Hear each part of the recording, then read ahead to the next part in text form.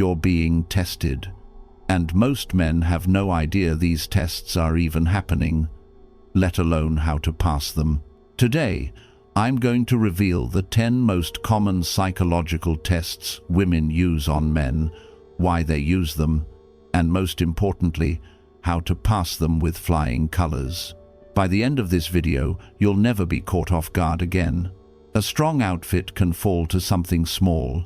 A belt that sags or squeezes does more than ruin a look. It throws off balance. Anson Belt and Buckle removes that weakness. Since 2009, this family-run brand has built belts without holes, using a precise micro-adjustable track. It doesn't guess. It fits. Always. One buckle, one strap, or many. Each piece works with the next. One set can do the work of many. Simplicity over clutter, strength over wear. They've earned over 40,000 five-star reviews and stand behind every belt for life. Good tools should last. Click the link or scan the QR code. Build your box set and receive 2 bonus pieces free. That's 3 buckles, 3 straps, 9 solid combinations, 1 decision, many uses. Upgrade deliberately. Test 1. The compliance test. The first test is what I call the compliance test, and this one happens early, usually in the first few dates. Here's how it works. She'll make a small, seemingly innocent request to see how easily you'll bend to her will. Can you pick me up instead of meeting there? Can you change our dinner reservation to a different restaurant? Can you grab me a drink while you're up? Now, these requests sound reasonable on the surface, and sometimes they are just normal requests. But often, they're tests. She's not actually testing whether you're nice or helpful. She's testing whether you have a backbone, whether you're a people pleaser who'll do anything to keep her happy, or a man with boundaries who makes decisions based on what makes sense, not just what she asks for. Here's the psychology. Women are attracted to men who have standards and boundaries, men who can say no when something doesn't work for them, because if you'll do anything she asks right from the start, she subconsciously knows you'll do anything anyone asks, and that's not attractive. So how do you pass this test? You evaluate each request on its own merit. If it makes sense and you're happy to do it, you do it. But if it's inconvenient, unreasonable, or she's clearly just testing you, you politely decline or offer an alternative. Actually, I'm already on this side of town, so meeting there works better for me. I'm good with the restaurant I picked. I think you'll really like it. Test 2. The emotional reaction test. Test number 2 is massive, and most guys fail it spectacularly. She'll say or do something specifically designed to get an emotional reaction out of you.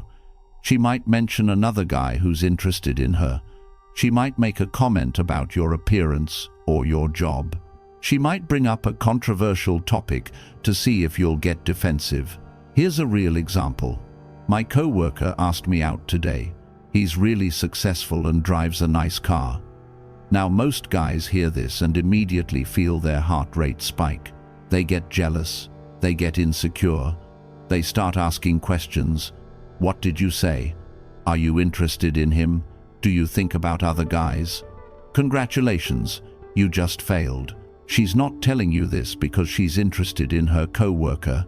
She's telling you this to see how secure you are. She's testing whether you're a confident man who knows his value or an insecure boy who falls apart the moment there's potential competition. Here's the deeper psychology. Women need to know that the man they're with can handle pressure, that he won't crumble during tough times, that he's emotionally stable and grounded. Because if you lose your composure over something this small, how are you going to handle real problems? Job loss? Family drama? Life's actual challenges? So how do you pass this test? You remain completely unfazed.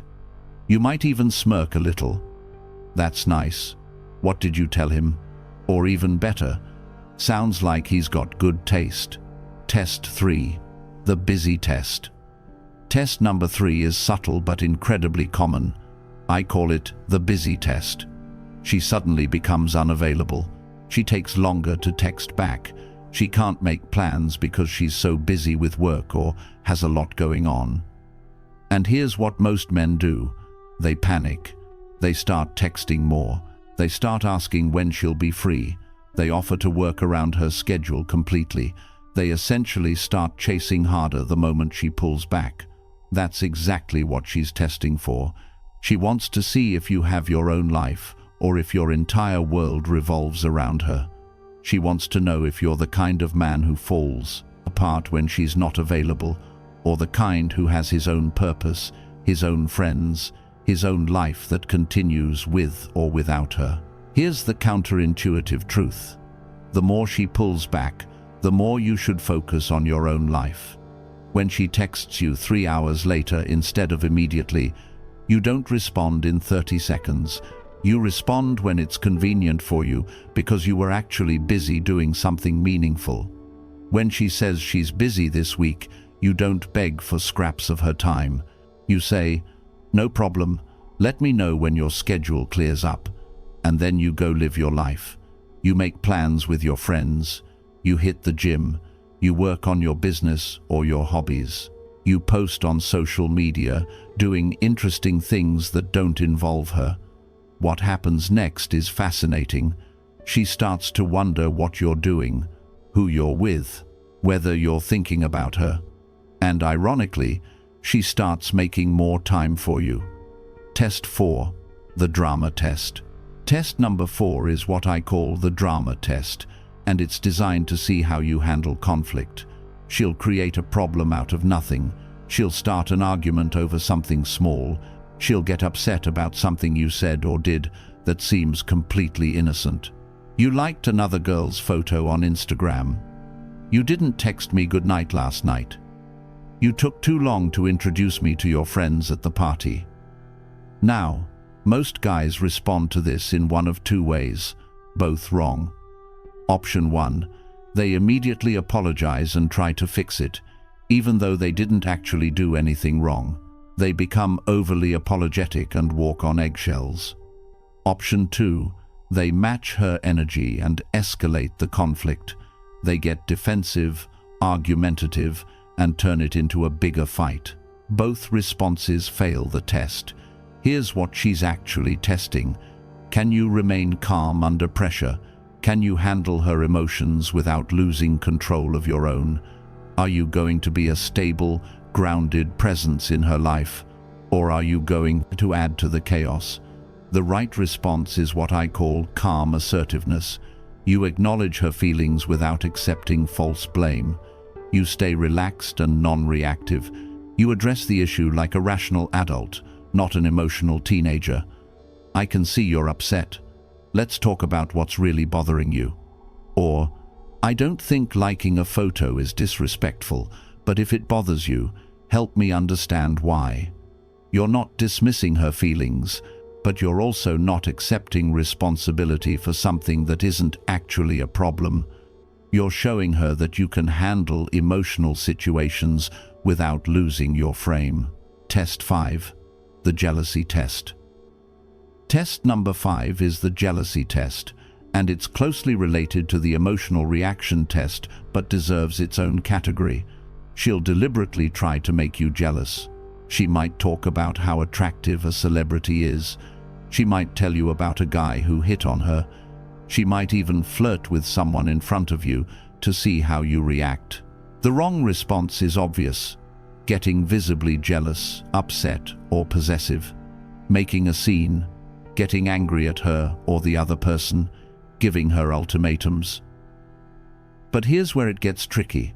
The other wrong response is pretending you don't care at all, acting like you're so cool and indifferent that it wouldn't matter if she left with another guy right now. Both extremes fail the test. She wants to know that you value her, but not that you're insecure about losing her. There's a sweet spot in the middle. The right response shows amused confidence. You acknowledge what's happening without being threatened by it. Test 6, the neediness test. Test 6 is the neediness test, and it comes in many forms. She might ask you to do something for her that she could easily do herself. She might create a problem that she needs you to solve. She might even pretend to be more helpless than she actually is. Can you help me move this weekend? I don't know what to do about this situation at work. I'm so bad with technology. Can you fix my phone? Now, here's the tricky part. Sometimes these are genuine requests, and helping out is the right move. But sometimes these are tests to see if you'll drop everything to rescue her. She's testing whether you're a man with healthy boundaries who helps when it makes sense, or a people pleaser who'll sacrifice his own priorities to play Captain Save a Woman. The right approach is to evaluate each situation independently. If she needs genuine help and you're available and willing, help her. But if you have your own plans, your own priorities, or if she's clearly capable of handling it herself, you set a boundary. I've got plans this weekend, but I can help you for an hour on Friday if that works. That's a tough situation. What do you think you should do? This one is powerful because it puts the problem solving back on her instead of you jumping in to fix everything. Test 7, the opinion test. Test number 7 is subtle but revealing. She'll express an opinion on something and wait to see if you agree with her just to please her, or if you'll voice your own perspective. I don't really like that restaurant. I think that movie was terrible. I don't get why people like that band. The weak move is to immediately agree with her, even if you actually disagree. Yeah, you're totally right. I didn't like it either. She knows you're lying. And even if she doesn't know for certain, she feels the inauthenticity, and it makes her lose respect for you. She's testing whether you're a man with your own opinions, your own tastes, your own identity, or whether you're a chameleon who morphs into whatever you think she wants. The right response is simple. Be honest. Really? I actually loved that place. The food was great. What didn't you like about it? You're not telling her she's wrong. You're just being authentic and opening up a real conversation. Here's what this does psychologically. It shows her that you're secure enough to have different opinions, that you're not so desperate for her approval that you'll pretend to be someone you're not. Test 8, the space test. Test 8 is the space test, and it's one of the most misunderstood. At some point, usually after you've been seeing each other for a while, she'll say she needs space. She needs time to think. She needs to focus on herself for a bit. Most men hear this and immediately panic. They think it's a breakup in disguise. They start texting more. They ask a million questions. They try to fix whatever's wrong. They essentially do the opposite of giving her space. That's failing the test. Here's what's actually happening. She's testing whether you're confident enough to let her have space without falling apart. Whether you trust that if you're the right guy for her, space won't change that. The right response is to give her exactly what she asked for. I understand. Take the time you need. Let me know when you want to reconnect. And then you actually give her space. You don't text her. You don't check in. You don't try to maintain contact. You respect her request completely. Meanwhile, you go live your best life. You focus on your goals. You spend time with friends. You stay active on social media doing interesting things. You essentially show her that your life continues with or without her. Test 9. The future test. Test 9 is what I call the future test, and it usually comes up after you've been dating for a while. She'll bring up future topics to gauge your reaction. Marriage, kids, moving in together, meeting each other's families, long-term plans. She's not necessarily saying she wants these things right now. She's testing how you react to the concept of a serious future together. Some guys hear this and immediately panic. They shut down the conversation. They get uncomfortable. They change the subject. They say they don't want to think that far ahead. That response tells her you're not serious and about her, that you're keeping your options open, that you see her as temporary. Other guys go to the opposite extreme. They immediately start planning the wedding. They get overly eager about commitment. They act like they've been waiting for this conversation forever. That response can seem desperate or like you're just settling for whoever's available. The right response is calm, open, and honest. Yeah, I can see a future with the right person. I'm not in a rush, but I'm definitely open to something serious when it feels right. You're showing her that you're capable of commitment without being desperate for it, that you take relationships seriously, but you're not going to force something that isn't ready yet. If she asks more specific questions like, "Do you want kids someday?" or "What are you looking for in a relationship?" answer honestly. Don't tell her what you think she wants to hear. Tell her your actual truth. Test 10, the consistency test. And finally, test number 10. This is the big one that encompasses everything else. The consistency test. This isn't a one-time test. It's ongoing. She's watching to see if you're the same person on date 5 as you were on date 1. If you're the same guy when things are easy as when things are hard. If your behavior matches your words. Are you consistently confident or only when things are going well? Are you consistently respectful or only when you want something? Are you consistently driven and ambitious, or did that all disappear once you got comfortable in the relationship? Here's the brutal truth.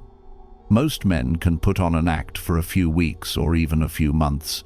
They can pretend to be confident. They can fake having their life together. They can be on their best behavior. But over time, the real person emerges. The mask slips. The effort decreases. She's testing whether you're genuinely the man you presented yourself as, or whether that was all a performance to win her over. The only way to pass this test is to actually be that person, not just act like it. This means doing the deep work on yourself, building real confidence, not fake bravado, developing actual ambition and purpose, not just talking about your dreams, being genuinely secure and emotionally stable, not pretending to be. Because you can fool someone for a little while, but you can't maintain a false version of yourself indefinitely. Eventually, the truth comes out. The men who pass this test are the ones who are continuously working on themselves, who have integrity, who are the same in private as they are in public, who don't need to fake anything because they've done the work to become the man they claim to be. Look, I know this video might have opened your eyes to some uncomfortable truths. You might be realizing that you've been failing these tests without even knowing they were happening. But here's the good news. Now you know. And knowledge is power. These tests aren't meant to be manipulative games. They're evolutionary psychology at work.